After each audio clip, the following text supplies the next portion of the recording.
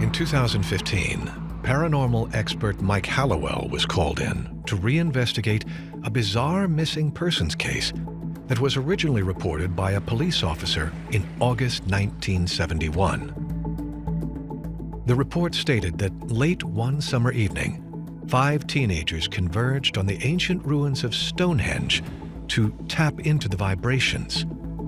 After setting up camp within the stone circle and starting a small celebration of sorts, a flash of lightning lit up the sky. A violent storm quickly followed. The teenagers carried on, but as more lightning bolts struck trees and then the huge stones themselves, they ran to their tents for cover. Things then took a dark turn. A local policeman on patrol reported that the stone circle was surrounded by an eerie blue light. The ruin quickly became so bright he had to shield his gaze. Moments later, he heard blood-curdling screams coming from the middle of the circle, and then nothing. The teenagers disappeared. If this police officer's report can be believed, is it enough evidence to convince skeptics that there are more to the supernatural stories surrounding Stonehenge than mere folklore? Researcher David Wilcock talks about another witness who saw this shocking calamity. A farmer who owned the land where Stonehenge was upset because a group of hippies were camping out inside Stonehenge.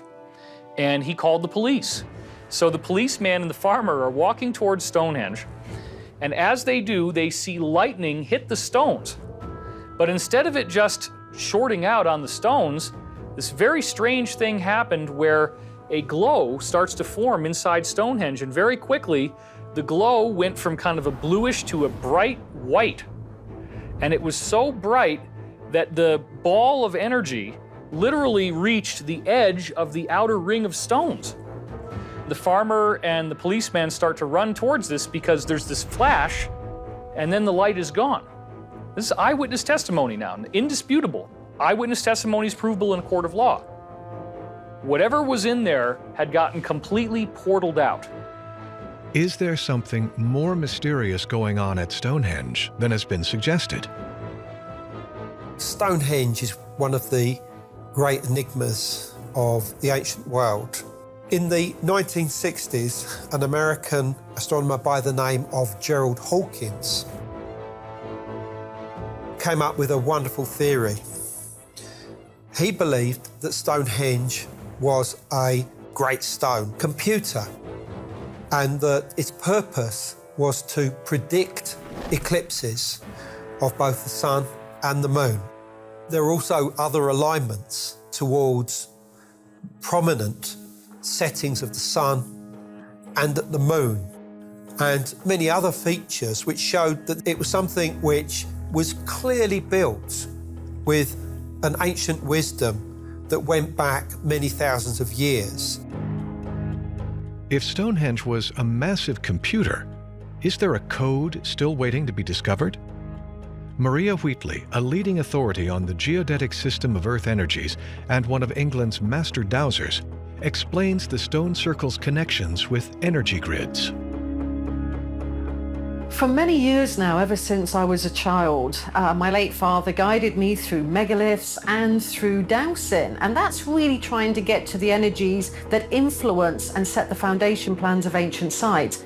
My family inherited master dowser surveys and papers from going back to the 1930s, so I have a wealth over 80 years of research at my disposal. One of the first things about Stonehenge is we are so familiar with the monument having those huge trilithons and being this perfect circle containing 30 megaliths with 30 lintels on top. Now that is called Stonehenge Phase 2. It was, according to Orthodox archaeology, built around about 2500 BC. Stonehenge Phase 1 was very different. It was an entirely different monument. So we should visualize a huge earthen ditch and chalk wall bank. Now, this chalk wall bank is a bit like bricks, how you see modern day houses built in the UK, for example. And that wall, that chalk wall, was 10 feet high. Stonehenge was a secretive place. You could not see inside of the monument. Now, inside of the monument, should you be allowed to go in there for ritual or for ceremony, then we need to see 56 highly polished blue stones. These are stones that are from about 6 feet high, so highly polished that they appear like the midnight star-spangled sky. Sir Fred Hoyle was considered Britain's royal astronomer. He was a very good intellectual guy. Now, in the 1960s, he proposed that Stonehenge was an eclipse predicting computer. So he devised a method by using just 3 or 4 markers, and markers were moved to represent the moon's north and southern nodes. It was easy to predict for the ancient people when a spectacular event was going to happen at Stonehenge. Back in phase 1, every 18.61 years, something truly beautiful happened. From the center of Stonehenge, you could see a blood-red moon rise above the hailstone, the eclipse. So why were the ancients so fascinated with the eclipse? My research into earth energies, like my late father before me, and other master dowsers such as Hamish Miller, have all pointed out that at the moment of the eclipse and just before that, the earth energies become silent. The electromagnetic energy that they emit goes to 0. So it must have been very important if they were generating electromagnetic energy from lays that kind of transmit the energy, then the whole system would have gone silent. And a bit like computers today, it would need to reboot just after the eclipse cycle. So I feel that's why our ancient ancestors were recording eclipses at the Stonehenge computer phase 1. A stone circle that was a rebooting system? What kind of system could this ancient circle be linked to? If Maria's hypothesis explains the significance of these underground linear lines of force, could deciphering the mysteries of Stonehenge lead us to understand the secret technologies of the ancients? We think, generally speaking, that a lay is a straight line that runs through the ground. And some lays are astronomical and they point to an astronomical event, like the rise of the midsummer sunrise, for example, or a setting moon phase. That's a celestial orientated lay. Then you have other lays that are just topographical, and they don't have any energy, and they just link site after site across the ancient landscape. So we need to think of lays as being different categories. Some have energy, some don't. Then we can come across what's called a lay system. And a lay system is a straight line in the landscape that has meandering currents entwining it. So let's visualize for one moment the caduceus symbol that paramedics wear still today. It contains a straight line with 2 serpents entwining it. One is male and one is female. And when we look at the ancient landscape, that's what's going on. You have a straight ley line, and ley systems have a meandering male current and female current entwining it. Now, these leys, once you project them around the globe, become a great circle.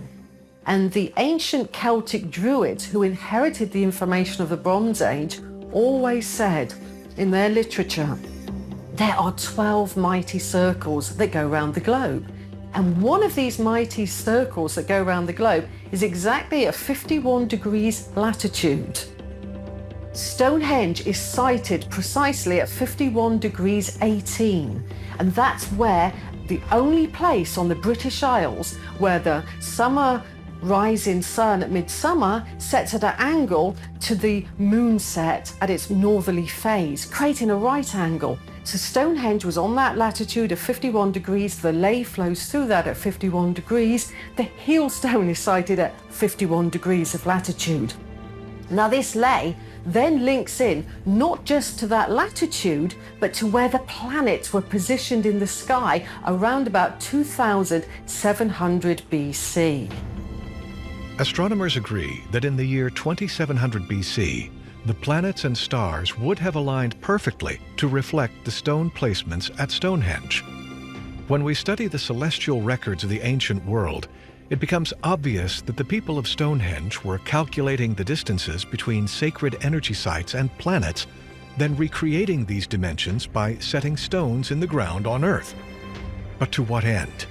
What was the relationship between these gargantuan stones and the planets above them? There is a theory that in addition to the influence of the sun and the moon and the power of the eclipses, that Stonehenge has a connection with the influence of Saturn. This comes from a theory that was proposed, I believe, in the 1980s originally, that the inner so-called horseshoe of stones that are made of bluestone, which comes from Wales, which is hundreds of miles away from Stonehenge itself, reflected this influence, and that because they were directional, they sort of pointed towards the influence of Saturn. Now, if we visualize this on the ground, we need to see that Stonehenge represents Saturn, and it has 30 lintels going around it. And Saturn takes exactly 30 years to make one round of the zodiac. Any astronomer and an astrologer will tell you that's called a Saturn return. It's a 30-year cycle. So I feel that's why there was 30 lintels at Stonehenge. Our ancient ancestors did everything for a meaning. Nothing was by chance. Everything had a metaphysical and a physical property in the ancient world of Stonehenge. We need to now imagine along that line, going further along it, that there was another ancient site called Marden. Marden was a superhenge. Den is an old English word for settlement, and Mars means Marden, the settlement of Mars. And that's where Mars was situated in the ancient landscape and brought down to Earth. They were bringing heaven to Earth. Moving further up the lay, you have the sun and the moon represented by Avebury-Henge, which contains the largest stone circle in the world. As Stonehenge slowly falls into ruin, scientists are digging deeper for answers about the true purpose of these stone megaliths. The site was comprised of an inner circle of smaller bluestones set in a horseshoe arrangement, surrounded by a larger external wall of 60-million-year-old silicified sarsen sandstones. 50 remain standing today, but originally it is believed there were many more. The mass of the largest is comparable to the weight of a fully loaded cement truck. They say that Stonehenge was built by giants. After all, these are enormous stones. It was a great engineering feat. They say the stones came from Africa. They have been studied. They came from nearby, except for a circle of blue stones that were in addition. They did not exactly come from Africa, but they came from the coast, and the trade with Africa was from the coast. They were not as massive as the major stones of the henge, but they were still brought from a great distance. This massive thing was built at a time where it was quite a task to build it. It all began with the U-shaped construction on the inside. A lot of people believe that that U-shaped construction literally is symbolic of the female human womb, and that's why it's open on one end to be able to give birth outwards to energy. These weren't people that had any access to any sort of technology we have today, and yet they were probably accomplishing things with this science that we can only dream about today, just using stones. It's fascinating. More astounding than the size of these megaliths is that the properties in sarsen are comparable to the rock crystal quartz. Did the ancients find a way to regulate sound and energy frequencies? And if so, what were they using these frequencies for? When we see the stones being routed into the energy system and be able to produce aerial energy in a band form that communicates from one stone to the next, in crosstalk communication as it's called, we can liken that to a large energy system. Stonehenge is unique. There isn't another stone circle like it in the British Isles. Why? Because Stonehenge has lintels on the top. It has a circle of perfect 360 degrees circle on the top created by the lintels, which, according to master dowsers and geomancers, makes a form of energy go round and round and round and round the monument. And then every kind of third or fourth circuit, the energy spins off towards the heel stone. It will always have what's called an exit gate. That's a standing stone that's slightly off to one side where the energy is guided to go. That could be likened to something like CERN, because that too is a circular monument that generates high particle speed of energy going round. Could the ancients have technology that was infinitely as powerful as CERN? Founded in 1954, the CERN laboratory sits astride the Franco-Swiss border near Geneva. Here, the top nuclear research physicists on Earth engineer complex scientific instruments that analyze the core constituents of matter. No one would argue that their most powerful creation to date is the Hadron Particle Collider, a 27-kilometer ring of superconducting magnets that significantly boost the energy of particles accelerating through it. When a stone circle has that circular shape, it generates a force field going round and round and round. So could our ancient ancestors have been creating this energy field? Now, if we look at this type of energy on a particle analogy, like CERN, that could be doing a very, very similar thing. I took an engineer of CERN around Avebury who wanted to experience energy on a different level. So he decided to come out with me for the day.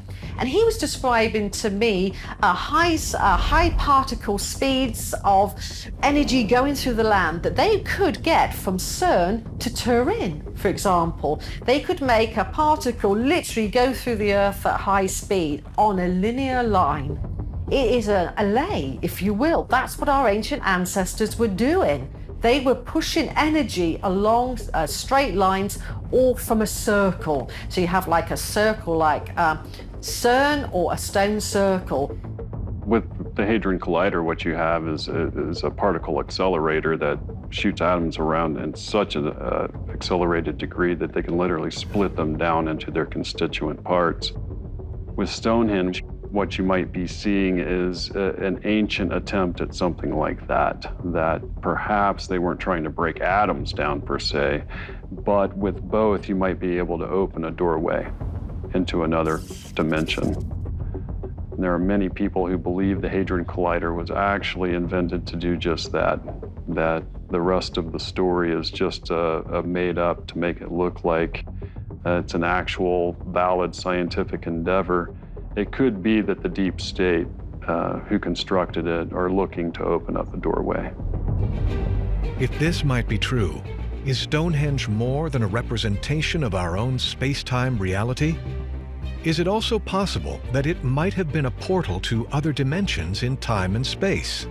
Time is a great treasure and a strange mystery. We long to control time. We have a great yearning to have more time. We wish we could go back in time to correct an error, perhaps. Many ancient stories explore these deep human aspirations. Those who go into fairy realms may pass through the roots of a tree and spend some time with other creatures or watch the fairies dance in the moonlight. When they return to their ordinary lives, they may find that 100 years had passed.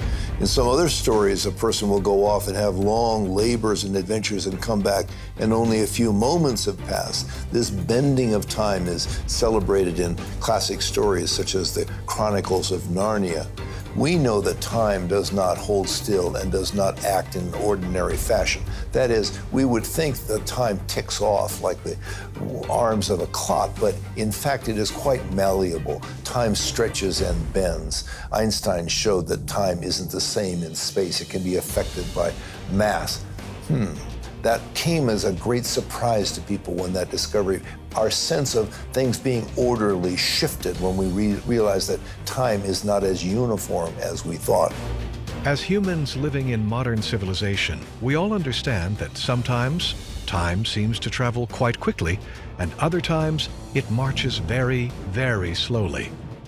Through meditative techniques, we can slow our experience of time down. But is there a matrix in the universe we can slip through, where we can actually travel forward and backwards in time? Did the ancients create a secret technology with the stones that can manipulate it? The inner so-called horseshoe, because they were directional, they sort of pointed towards the influence of Saturn, not necessarily where it rose, but perhaps towards another monument or the horizon. But because of this, it gave Stonehenge a quite dark aspect, because Saturn is associated with the colour black, with death, mortality, and the end of time, basically. I find this theory a little odd, but the association with time, I think, is very important, because these stone circles often seem to reflect the idea of the passage of time. Saturn is a fascinating planet because in the Greek mythology, it was Kronos, who was actually the Titan, the ruler of all the gods. And Zeus, Jupiter, had to overthrow Saturn in order to, A, survive, because Kronos was swallowing his own children. And there's something to be said for this relationship of Saturn to Satan, the adversary, the time itself, the old devil being time, because what do we know as humans? The one thing we all run up against that we cannot defeat is time.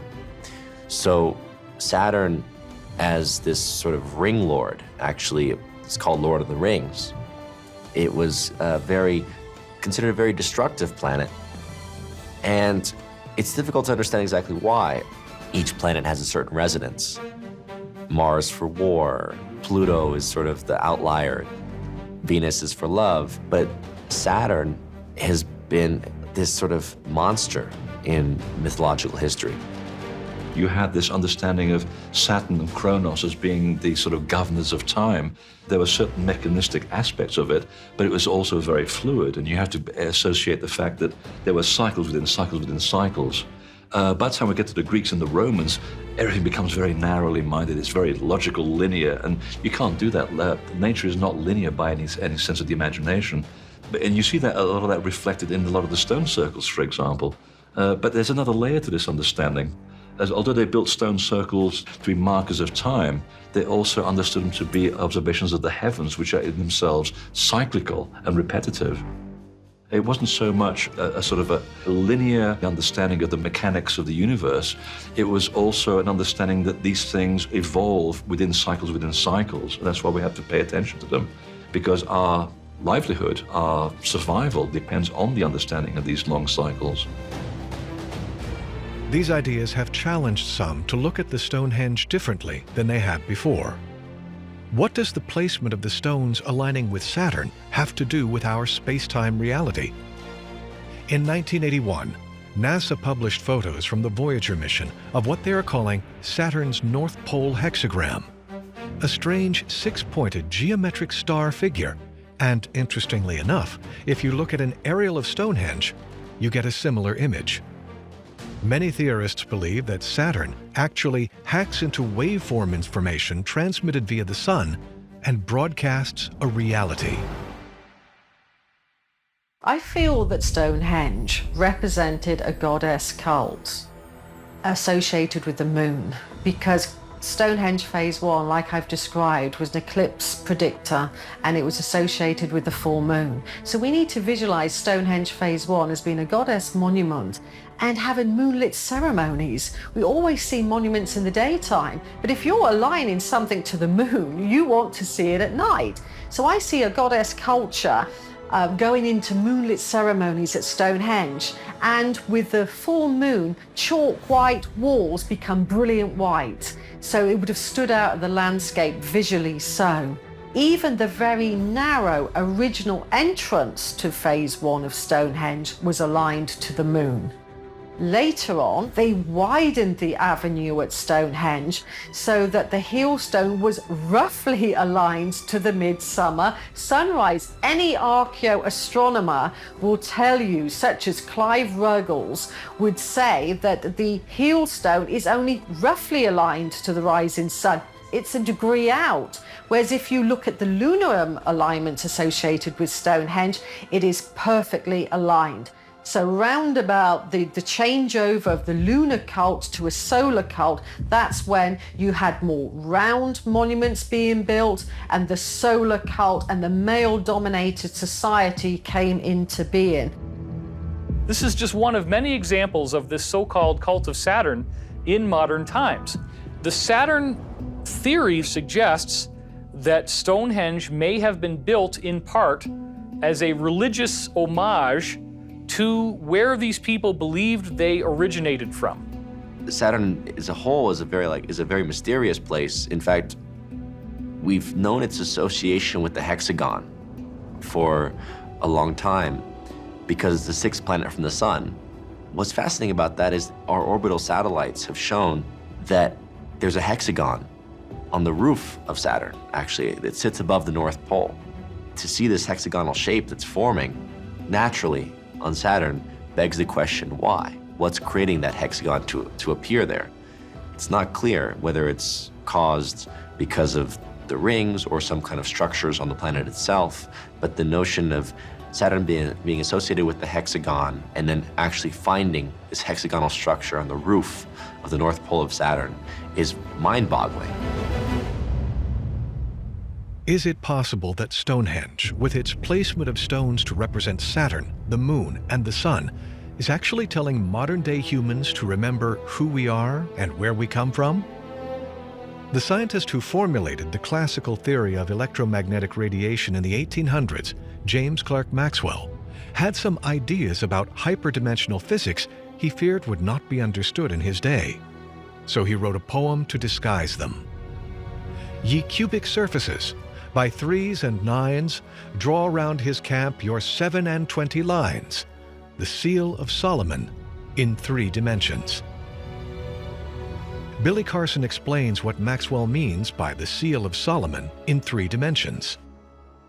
The actual location of the henge and Avebury itself, if you take an ordnance map of the area, and you take a map of Cydonia from Mars, from the NASA.gov site, and then overlay them, it matches 100%. In other words, there's a circle anomaly like Stonehenge, there's another dome anomaly like the big mound over there in Avebury, and then so many kilometers up, there's another little dome, and then there's the pyramids, but it all matches up.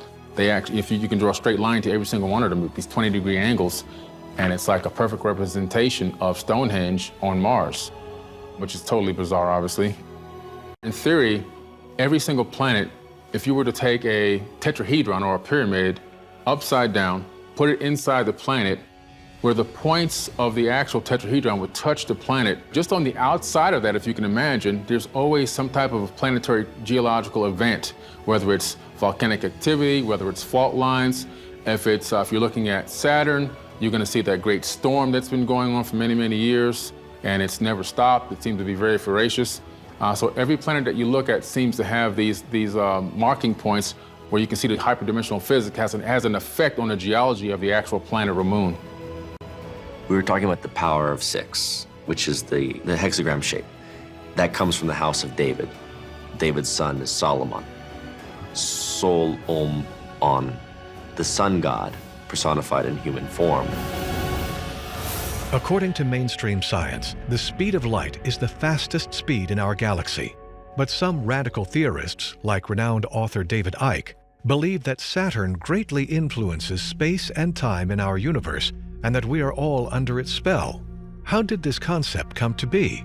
Sonia Grace describes her alternative research that showcases a vision of the energy forces in play at Stonehenge, and why she believes the word sarsen could have originally meant non-human. When I spirit traveled to Stonehenge, it was the middle of the day, and I looked around and looked at my guides and said, "What is this?" And they said, this is Stonehenge before Stonehenge. This is what it looked like. And they said, "We want to introduce you to one of the beings that helped create Stonehenge." And this magnificent being, who was very tall, was a Pleiadian, but I called them the Ancient Ones. And they said to me, "We have come to Earth at this time to help create a new phase of humanity here in this northern region. And we have taught the people their ceremonies, we've taught them their rituals, all the things that they learned, their medicine. We trained the high priestesses. 4,000 years of training and preparation, because this all started about 8,000 BC. And then around 4,000 BC, they placed the large sarsen stones. So the connection to Saturn was the reptilians also were here on Earth during this time. And they were very, very intent on gaining control of people and of the whole region. They did not like these ancient ones. They did not like their teachings. They didn't like what they were doing with humanity. And I learned that the reptilians were the ones who built a replica site on Saturn, trying to get through this portal to Pleiades. They simply built a replica to actually transport to where these Pleiadians came from. And if you think about how well protected our airports are, you know, you can't go through without going through TSA and getting scanned and all of that. It's kind of the same process if you're going to another planet. You can't just drop in and say, hey, I'm here, I use this portal. There has to be a real screening process. You had to have the code to get through that Stargate. The same was true at Stonehenge. And this alignment to Saturn, I feel, is more out of the battle that has gone on for millions of years between different extraterrestrial beings and these demigods, and the vying for power. That's always been a part of what's gone on here on Earth. And so the alignment to Saturn, I think it has everything to do with the war that was happening on another level between these Pleiadians and the reptilians. If this could be true, is there any evidence that suggests a different kind of civilization used the code of Stonehenge?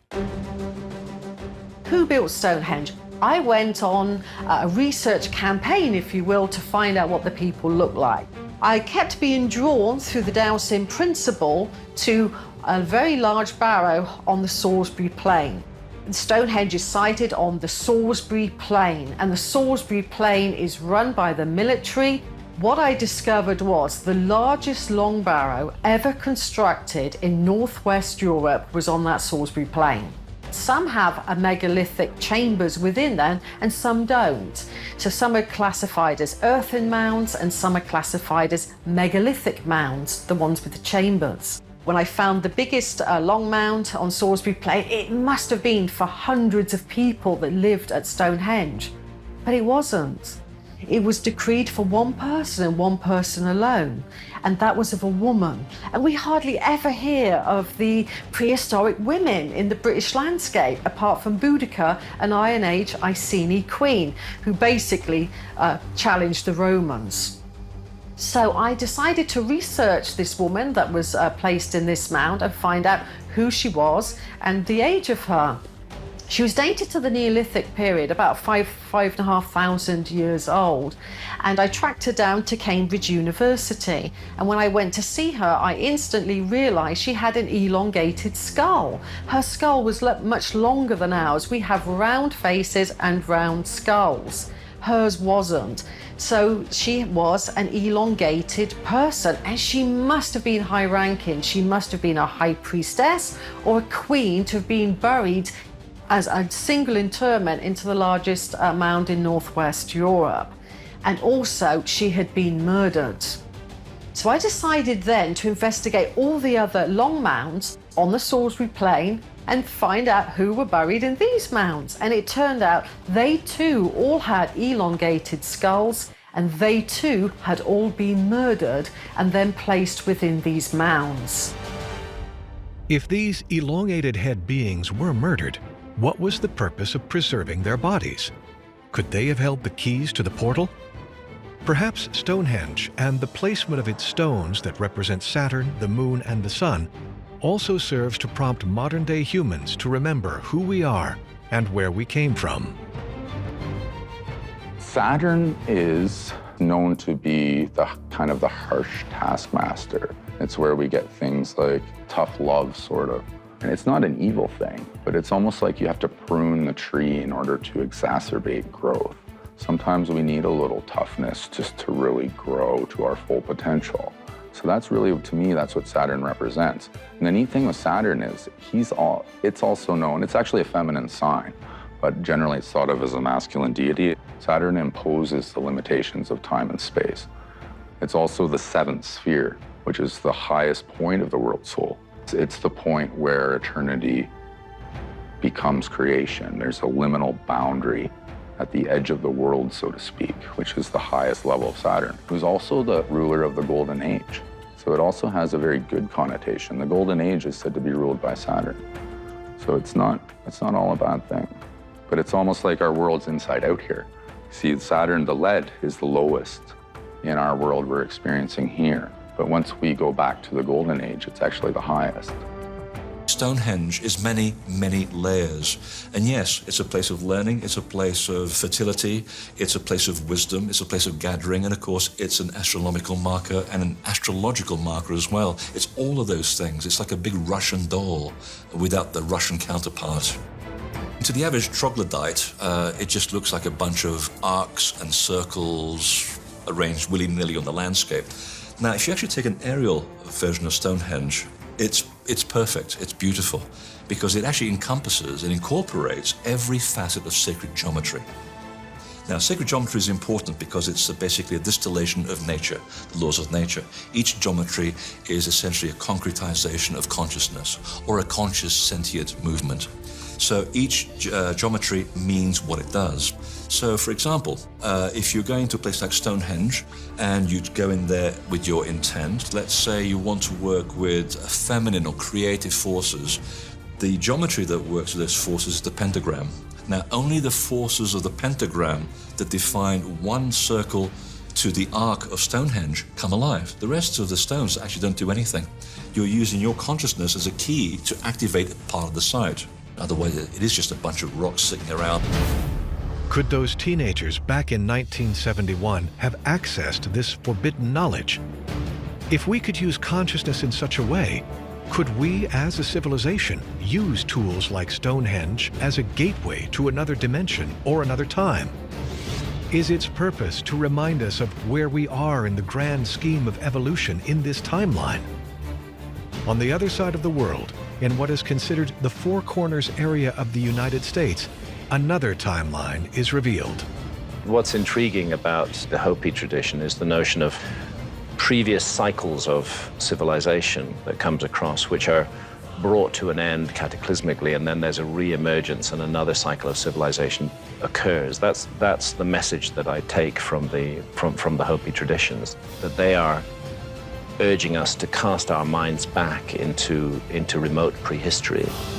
Up next, ancient cave systems in the Southwest reveal ancient civilizations and their treasures.